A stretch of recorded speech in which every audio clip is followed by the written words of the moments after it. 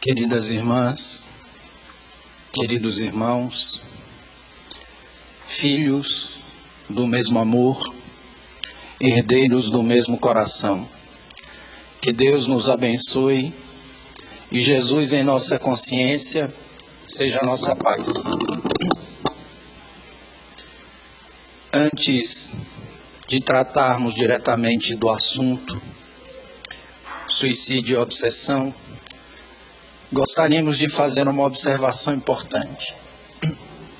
No prefácio do livro Caminho, Verdade e Vida, o Espírito Emmanuel comenta que talvez os leitores pudessem estranhar o fato de, naquela obra, ele separar os versículos do seu contexto original para estabelecer comentários que aparentemente não se harmonizavam com a ideia matriz, mas que ele assim procedia, porque num colar de pérolas, cada conta possui um valor inestimável específico. Mais tarde, o autor espírita e tradutor Haroldo Dutra Dias, num livro intitulado Parábolas de Jesus, Texto e Contexto, afirma que era muito comum os hebreus utilizarem nas interpretações dos textos sagrados a midrash, que é uma técnica exegética, e dentro dela havia uma outra chamada harizá, que em hebraico significa colar. No uso da harizá para a interpretação dos textos, aquele que expõe vai montando um colar com esses trechos dos textos para eles sagrados, retirando muitas vezes versículos, perícopes do seu contexto original para uma aplicação específica. Nota-se que é um artifício interpretativo de alto potencial heurístico ou criativo, porque permite o desenvolvimento lateral pela imaginação de outras tantas ideias que desdobram as ideias iniciais. Na noite de hoje, nós utilizaremos uma frase do próprio Emmanuel, fora do seu contexto original, para poder sintetizar e estruturar a ideia da nossa exposição. No livro Vinha de Luz, no capítulo 54, no texto chamado Fariseus, Emmanuel, mais para o final do texto, escreve: toda ideia opera fermentações mentais. Toda ideia opera fermentações mentais. O processo bioquímico de fermentação, lembremos, faz com que fungos e bactérias produzam produtos diferentes daqueles que eles fermentaram antes, mas também produzem energia. E a definição mais simples de energia é a capacidade de gerar trabalho. Retornando para a ideia de Emmanuel, então, percebemos que toda ideia produz uma energia específica, produtora de trabalho, de mesma especificidade deste pensamento. Se esse pensamento for um pensamento positivo, construtivo, idealista, referto de valores capazes de gerarem o bem-estar, a felicidade, o equilíbrio, assim será a energia que será movimentada pelo indivíduo que pensa. Porém, se este pensamento for deletério, destrutivo, negativo, repleto de conteúdos que possam causar desarmonia, é natural que o efeito seja justamente o contrário. Quando nós pensamos nos processos obsessivos, nós estamos diante de ideias que penetram numa estrutura psíquica de um sujeito, produzindo esses efeitos negativos. Mas só para fazer mais uma comparação, lembremos que na teoria da informação, quando se tem um texto base de um software, de um programa, as linhas possuem entre si uma ligação de coerência e coesão. Elas produzem um resultado que foi elaborado pelo programador antes. Mas se alguém insere um vírus, que é um programa que tem por função anular ou mesmo destruir as linhas desse software, haverá um destrambelhamento do seu funcionamento, e podendo até levar à destruição de outros tantos arquivos. Fazendo uma comparação com o tema da noite, nos processos obsessivos verificaremos a ideia intrusiva que tem por objetivo estabelecer uma injunção, um domínio, um controle sobre o indivíduo, e esse domínio é sempre exercido por espíritos inferiores, tem essas mesmas características. E é por isso que dissemos inicialmente que toda ideia opera fermentações mentais. Mas antes de tratarmos da definição de obsessão conforme a doutrina espírita, apresentemos algumas poucas ideias, dados sobre o problema do suicídio. Um documento da OMS dos anos 2000 afirmou que naquele ano 1 milhão de pessoas no mundo se suicidaram. Os indicadores na atualidade são muito similares. No Brasil, por exemplo, 30 pessoas se suicidam diariamente. E para cada 30, há 25 tentativas.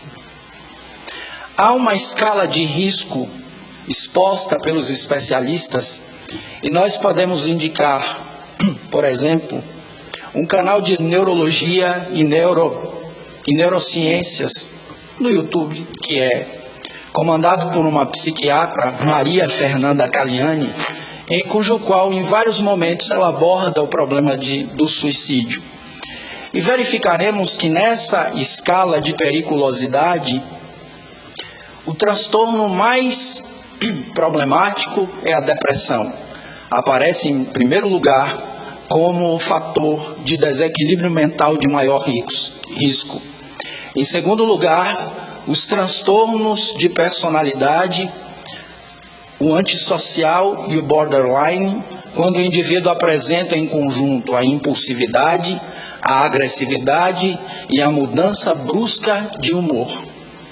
No terceiro nível, temos o alcoolismo e o envolvimento com drogas por parte de adultos, mas também de adolescentes. E o suicídio, inclusive, mata no Brasil mais do que a síndrome da imunodeficiência adquirida. E é um dos principais fatores de morte entre os 15 e 35 anos. Também na escala exposta por Maria Fernanda Caliani pela OMS, o elemento seguinte que aparece como de grande risco é a esquizofrenia. E, por fim, os transtornos mentais orgânicos. Vai afirmar ainda esse documento da OMS que estudos que foram realizados em países desenvolvidos e em desenvolvimento chegaram à conclusão que a maioria das pessoas que se suicidou, apresentava algum tipo de transtorno psiquiátrico diagnosticável e que o risco é muito maior em pacientes psiquiátricos. Qual a ligação desses dados com o problema da obsessão? Quando nós verificamos os estudos de Allan Kardec sobre a temática, verificaremos que a obsessão pode causar um nível de sofrimento mental tão intenso numa pessoa que pode chegar ao nível da subjugação física.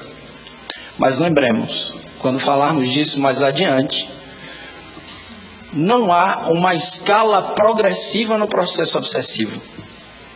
Embora Allan Kardec diga que a obsessão simples, a fascinação e a subjugação não é um processo que começa na obsessão simples, podendo transitar pelas outras e chegar até o máximo de limitação do livre-arbítrio e da vontade.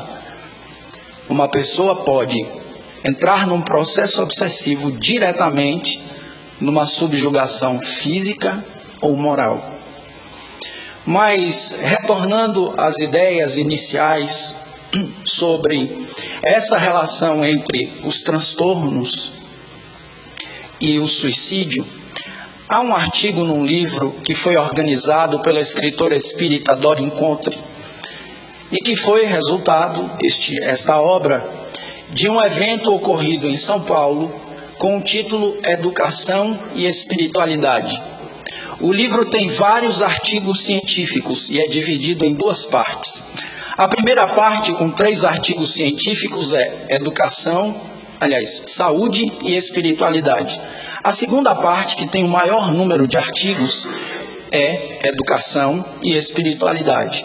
O primeiro desses artigos é assinado por 3 especialistas. Robert C. Cloninger, que é um doutor em medicina, geneticista do Canadá, e um dos pioneiros no estudo de saúde e espiritualidade no mundo. A segunda autora, Ada Zohar, que é uma PhD em psicologia. E o terceiro autor é Kevin Cloninger, que é um PhD em educação. E neste artigo eles tratam da promoção do bem-estar na saúde mental em cuidados centrados na pessoa.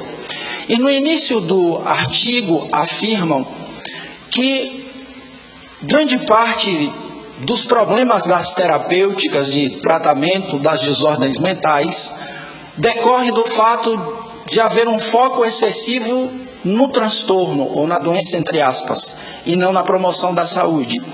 E que estudos randômicos no mundo inteiro haviam comprovado, e estudos randômicos são aqueles que não são planejados em conjunto, mas que chegam às mesmas conclusões, que, ao contrário do que se imaginava, a promoção da saúde mental é mais valiosa do que o tratamento da doença. E há um detalhe importante que eles afirmam. Há um elemento sem o qual nenhuma terapêutica tradicional ou coadjuvante é capaz de produzir resultados adequados. E eles asseveram que esse elemento foi desenvolvido ou descoberto pelos gregos quando no pórtico do oráculo de Delfos, no templo de Apolo, escreveram: conhece-te a ti mesmo. A frase completamente é: ó homem, conhece-te a ti mesmo e conhecerás o universo e os deuses. O que eles estão, portanto, propugnando é a ideia de que o autoconhecimento promove a saúde mental e premune ou precata o indivíduo contra qualquer espécie de desordem, de transtorno que o possa perturbar, excetuados aqueles que organicamente necessitam, claro, de intervenção medicamentosa de maneira prioritária. Mas mesmo nestes casos, grandes estudiosos e psiquiatras sempre afirmam que, juntamente com o tratamento medicamentoso, o indivíduo precisa de psicoterapia para poder ordenar as suas ideias, poder catalogar as dificuldades que o incomodam, ter um nível de consciência que lhe permita adquirir domínio sobre a sua dificuldade. Portanto, o autoconhecimento é um elemento indispensável no enfrentamento dessas dificuldades. A seguir, na parte prática do artigo, eles realizam um estudo sobre tipos de personalidade e as predisposições que os tipos de personalidade dão aos sujeitos para determinadas desordens. Os indivíduos de determinado tipo, mais sujeitos à depressão, ou outros transtornos de humor, outros à síndrome de pânico, etc. O fato é que, quando nós iluminamos esses achados com aquilo que constrói o paradigma espírita, nós precisamos ultrapassar essa camada mais superficial da personalidade e entender o espírito imortal que nós somos, porque, conforme o pensamento espírita, essa é a nossa essência. O paradigma materialista afirmará, a partir de uma visão organicista, que a individualidade ou consciência é o resultado da arquitetura do corpo e a sua respectiva dinâmica. A doutrina espírita dirá que a consciência existia antes, que ela tem um corpo espiritual, falando de maneira mais simples, que é o perispírito, onde boa parte dos seus arquivos transitam para moldar um novo corpo, e esse corpo terá características correlatas à consciência que o ocupará, porque é essa consciência que urge o corpo que irá usar. Mas, estando o indivíduo sob o guante do fenômeno da corporeidade, ele está sujeito a toda a fenomenologia do mundo corpóreo. E aí, lembremos, o suicídio é um problema que combina questões de ordem biológica, sociológica, dentro dessa última, questões políticas, econômicas, etc. Políticas no sentido de políticas públicas ou de organização da vida comunitária. Haja vista o fato de, no século XIX, um dos pais da sociologia, Emile Durkheim, ter escrito um livro, Suicídio, tratando das inúmeras facetas que compõem esse problema, que é muito complexo. E nós, espíritas, nada obstante tenhamos o espírito como objeto de estudo, reflexão, etc., precisamos saber que a doutrina espírita tem a função de integrar os conhecimentos, suprindo a lacuna que há entre eles. Ou seja, a visão de um indivíduo espírita maduro não deve ser sectarista, de tentar classificar os problemas a partir de uma visão monodisciplinar, a sua, mas a de tentar alargar os horizontes de compreensão, fazendo o espiritismo que há na sua cabeça e no seu coração dialogar com as diversas áreas do conhecimento, os fenômenos, os problemas, as dificuldades, para que ele seja mais apto a solucioná-los. Então, depois desse preâmbulo, para que compreendamos um pouco mais o fenômeno do suicídio, para que compreendamos a importância do autoconhecimento, passemos a analisar o que a doutrina espírita diz sobre a obsessão.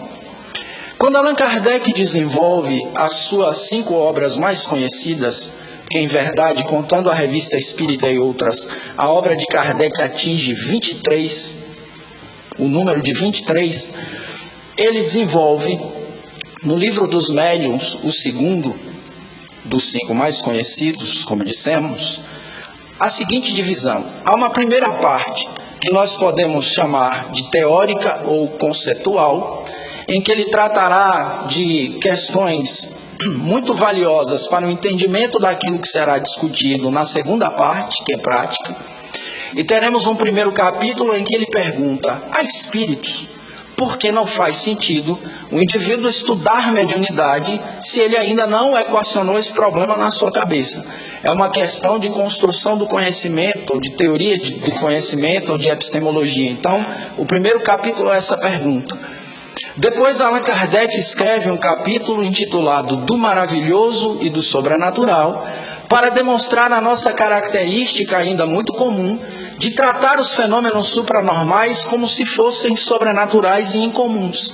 E neste capítulo, como em outros momentos, nós podemos encontrar talvez o maior mérito de Allan Kardec no trato com essa fenomenologia, demonstrar que todos esses fenômenos são naturais.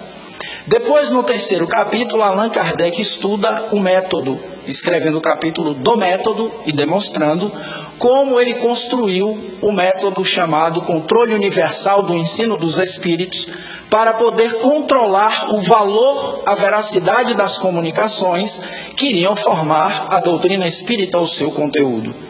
Ele fecha o primeiro capítulo com a primeira parte com o capítulo dos sistemas, demonstrando vários sistemas que foram criados à sua época para explicar o fenômeno mediúnico. Ele discute cada um analiticamente, demonstrando as suas falhas e mostra como, no seu entendimento, o paradigma espírita resolve a hipótese de inverdade. O que promove esses fenômenos é, de fato, o espírito. Transitando para a segunda parte, vamos falar só de 2 capítulos, um mais sinteticamente. O primeiro da segunda parte é a influência dos espíritos sobre a matéria. E ele afirma num determinado ponto que o conhecimento do perispírito afora outros elementos que ele desenvolve, permitirá à medicina mais tarde compreender problemas que ela ainda não foi capaz de solucionar, elaborando inovações que poderão promover o bem-estar, etc. Mais tarde, no capítulo 23, Allan Kardec irá diretamente ao problema que faz parte do tema desta noite, o problema da obsessão. E lá, Allan Kardec dirá que a obsessão tem 3 tipos e que eles têm uma classificação associada ao nível de limitação do livre-arbítrio e da vontade do indivíduo que está sob o processo obsessivo. E ele classifica as obsessões em obsessão simples, fascinação e subjugação, dizendo que a subjugação pode se dividir ainda em subjugação física ou moral e subjugação física.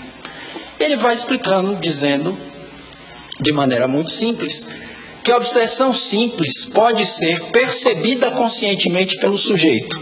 A depender do nível de sensibilidade mediúnica, uma pessoa que passa pela obsessão simples pode até registrar a presença do espírito, mas não consegue sair facilmente da sua influência. Ou a pessoa pode perceber a persistência de um pensamento intrusivo e ter dificuldade de desmontar aquela recursividade. Mas é um processo que é acompanhado pela consciência e o indivíduo tem um razoável domínio, pode adquirir um razoável domínio sobre ele. Mas não é porque a obsessão é simples neste caso que é um problema fácil de resolver.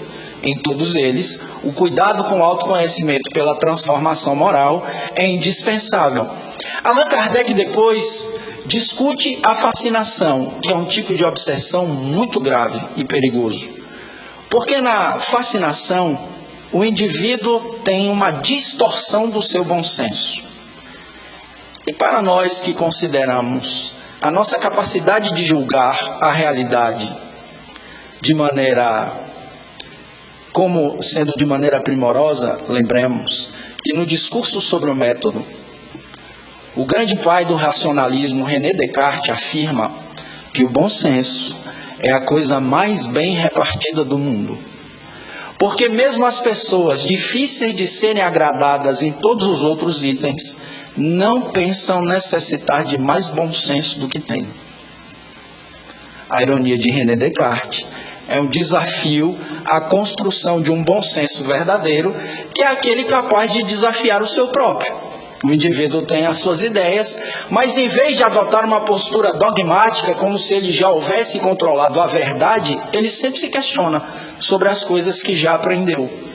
É o que muitas vezes Allan Kardec sugere quando elabora o conceito de fé raciocinada. Não existe fé raciocinada sem questionamento. Não existe fé raciocinada sem a contestação das suas próprias bases. E a doutrina espírita, nada obstante tem um conteúdo moral, de inspiração religiosa, não nos obsta o direito de questionar, inclusive, as suas bases.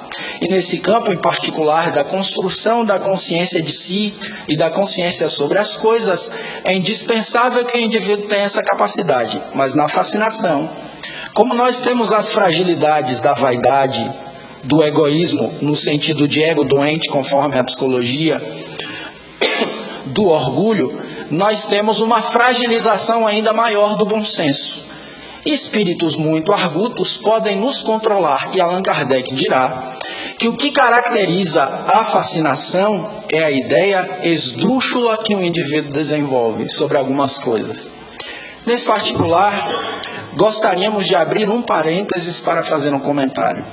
Às vezes nós, no movimento espírita, dizemos que o indivíduo está obsidiado simplesmente porque ele desenvolve um pensamento divergente dos demais. Ele apresenta uma ideia e, como aquela ideia é diferente do coletivo, imediatamente ele é classificado como obsidiado. Não é essa a orientação de Kardec, porque o critério não é a ideia divergente, é a ideia absurda. Se a ideia é absurda e o indivíduo defende-a porque ele sofreu uma supressão do bom senso, ele está sofrendo um processo de fascinação. E geralmente ele não será permeável às críticas. As pessoas tentarão lhe dizer que o seu raciocínio, a sua maneira de compreender as coisas está comprometido, mas ele não conseguirá aceitar. E ele imaginará sempre que as pessoas são invejosas, que elas têm receio do seu brilhantismo, que elas querem rivalizar com ele, ou coisas que tais, e o indivíduo fica perdido naquela distorção da realidade. É uma espécie de dissonância cognitiva. O indivíduo olha para uma coisa, olha para um objeto que pode ser mental, mas ele interpreta de maneira irreal e distorcida. Então, a fascinação é um problema muito grave. Mas Allan Kardec ainda aponta mais um tipo de obsessão, a subjugação, que ocorre pelo comprometimento moral ou comprometimento físico. E na subjugação há um completo domínio da vontade alheia. Mas lembremos, quando nós falamos sobre subjugação moral, nós precisamos avaliar o problema da vontade. E ao avaliar o problema da vontade e do livre-arbítrio, precisamos nos lembrar que há uma diferença entre desejo e vontade. Não são a mesma coisa. O anseio, o sonho, o desejo não podem ser classificados como vontade, porque a vontade é o desejo, ou o anseio, ou o sonho, direcionados pela razão, ou seja, pela capacidade de raciocínio do sujeito. O que significa dizer que no processo de subjugação o indivíduo está sob um domínio tal que quem raciocina por ele é o espírito que o domina.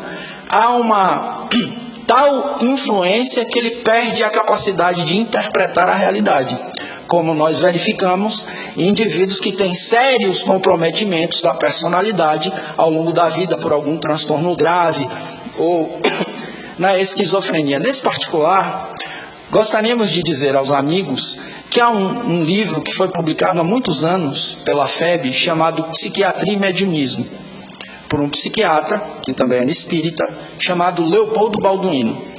E num determinado capítulo, ele procura demonstrar para os leitores, de maneira simples, como ele estabelece o diagnóstico diferencial de indivíduos que estejam passando por uma turvação, por exemplo, causada por um processo obsessivo na eclosão da mediunidade ou algo assim, e um processo como a esquizofrenia. E ele considera alguns itens para perceber que o indivíduo em verdade não é esquizofrênico. E esses itens são a capacidade do indivíduo de gerenciar a própria vida,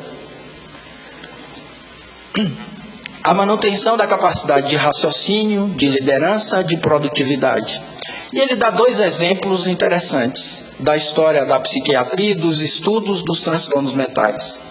O caso de Schreber, que era um grande jurista alemão, que no meio da sua vida começou a imaginar que alguns anõezinhos que ele via na sua alucinação caminhavam pelo seu corpo e estavam lhe fazendo uma cirurgia para que ele fosse o primeiro homem da história a se transformar em mulher e gestar um novo tipo de ser humano, mais evoluído. Isso é um caso real da história da psiquiatria.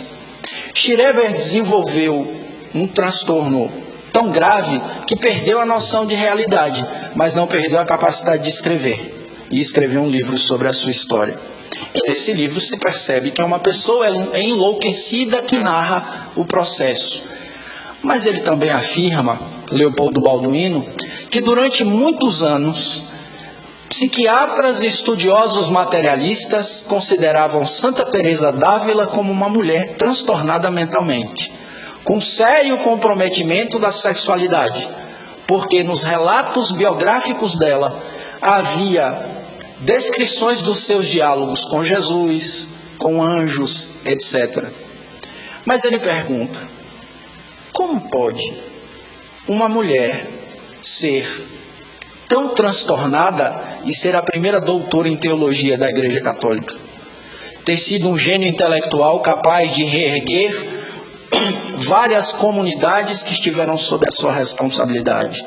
O seu bom senso desmentiria ou desmente a hipótese de que ela sofresse de algum transtorno grave.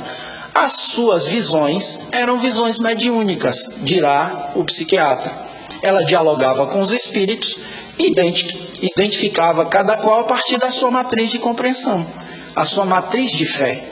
Essa divisão é importante para nós podermos entender um pouco mais essa problemática.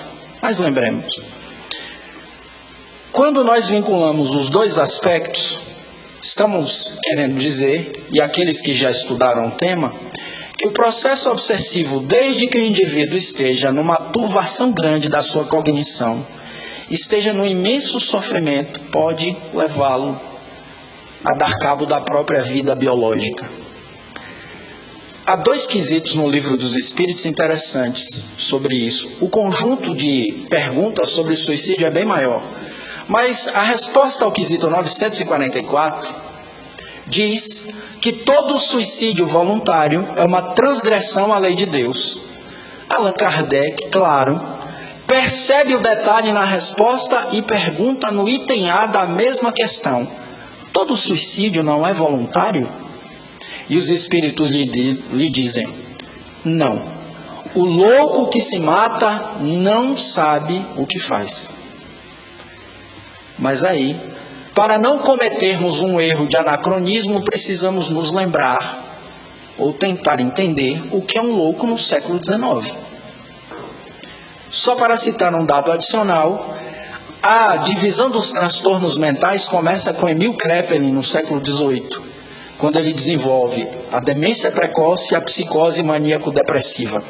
Ele é o primeiro estudioso da saúde mental que acompanha os pacientes de manicômio em manicômio, anotando os sintomas, anotando o seu processo de melhoria ou de piora, anotando os medicamentos que eles tomam, as terapias que sofrem os seus resultados. Mas se nós verificarmos hoje o DSM mais recente, verificaremos que há uma divisão quase que incontável de transtornos mentais. O que leva alguns a realizarem críticas, como Thomas Szasz, que foi um grande psiquiatra do movimento antipsiquiátrico dos Estados Unidos, dizendo que, em verdade, isso era um certo exagero, e ele completava o pensamento dizendo duas coisas. A primeira é que, quando ele entrou na universidade para estudar medicina, as divisões eram de 20, 30, um pouco mais. E que havia um exagero naquela contemporaneidade. E ele citou um outro detalhe histórico, que foi o uso do estudo da saúde mental para controlar pessoas.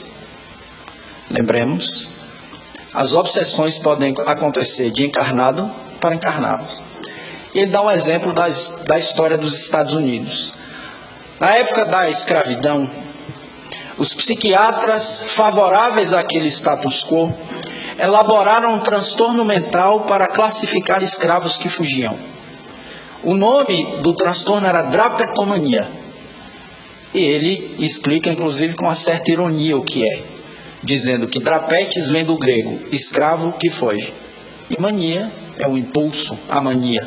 Ou seja, o indivíduo não fugia porque tinha amor à liberdade, fugia porque era transtornado. Ou seja, não havia transtorno, havia uma classificação para controlar pessoas que eram fragilizadas econômico, politicamente, etc. Mas voltando às reflexões sobre a obsessão e considerando que ela também acontece entre encarnados ou entre encarnados, às vezes nós estabelecemos na cultura majoritária pensamentos que são absurdos como se eles fossem comuns. E vamos perdendo a capacidade de fazer juízo crítico da realidade. E isso é muito grave. Muitas vezes, mesmo nós que somos espíritas, ou tentamos nos inspirar no Evangelho do Cristo, defendemos ideias que são diametralmente opostas ao espírito profundo da Boa Nova.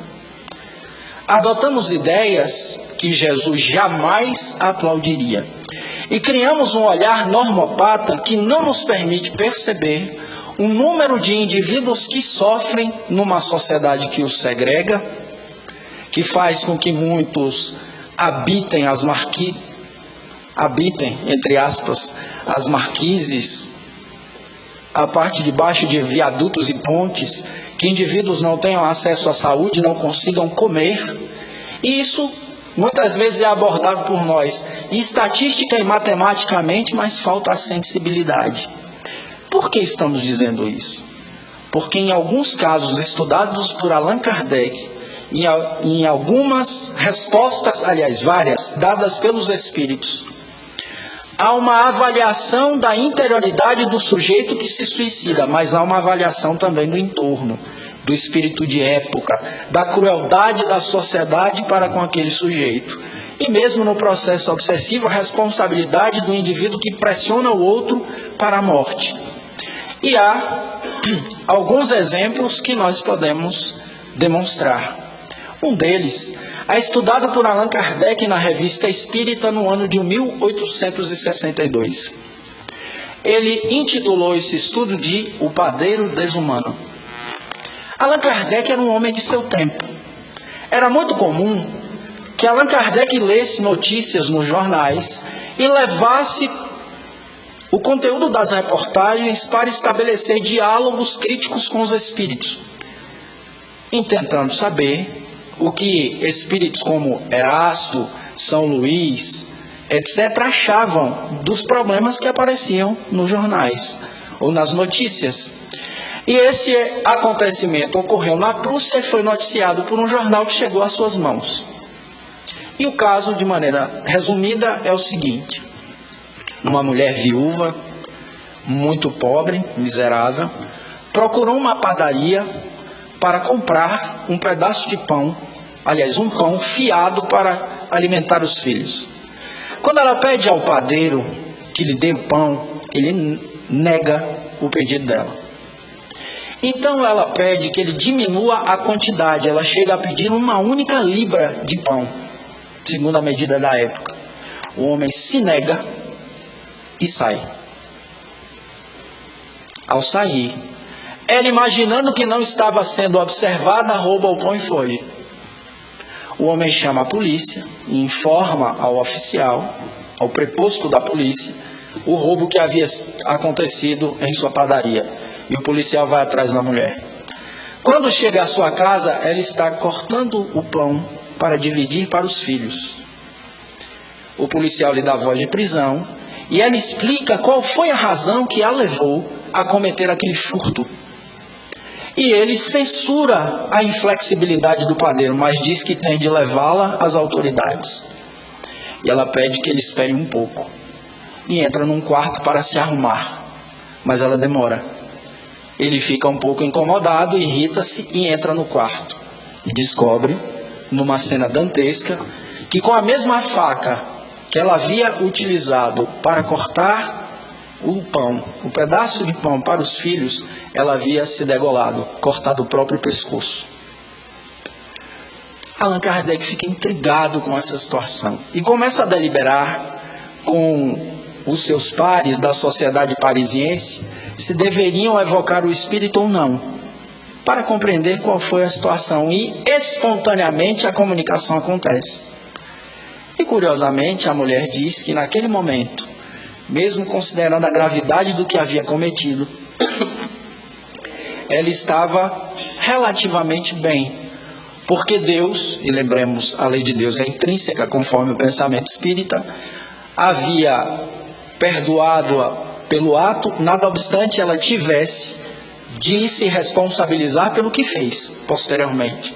Tanto que ela pede que as pessoas orem por ela para que ela tenha uma oportunidade de ressarcir o erro cometido, de aprender a lidar com a vida de maneira mais corajosa. Mas a sua intenção, e é o que aparece de mais curioso, era defender os filhos da miséria, e foi nesse ato de desespero, consumida por essa supressão do bom senso, que ela cometeu essa falta grave. E isso a providência divina considera. Mas muitas vezes, de maneira muito sintética, nós interpretamos o livro de Dona Ivone do Amaral Pereira, Memórias de um Suicida, como a memória de todos. Quando Allan Kardec, em verdade, demonstrou nos seus estudos que o resultado dos atos depende do nível de consciência do sujeito, mas sempre será, precisamos nos lembrar disso, uma falta grave contra si mesmo, e contra a lei, e contra Deus. Mas os atenuantes dependem do direcionamento do sujeito, o que nos leva a pensar no suporte que nós precisamos oferecer às pessoas. Há um patrulheiro da ponte Golden Gate, nos Estados Unidos, Kevin Briggs, que trabalha há décadas tentando salvaguardar a vida de pessoas que procuram a ponte para se matar. Ele fez uma palestra de 15, 16 minutos no TED Talks, explicando a sua experiência.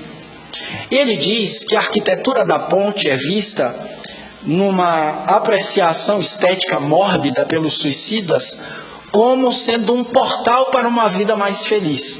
Os indivíduos olham os arcos e os cabos e pensam que ao saltarem da ponte irão para um momento de maior bem-estar, equilíbrio, alegria, porque em verdade quem se suicida não quer se matar, quer resolver a sua dor.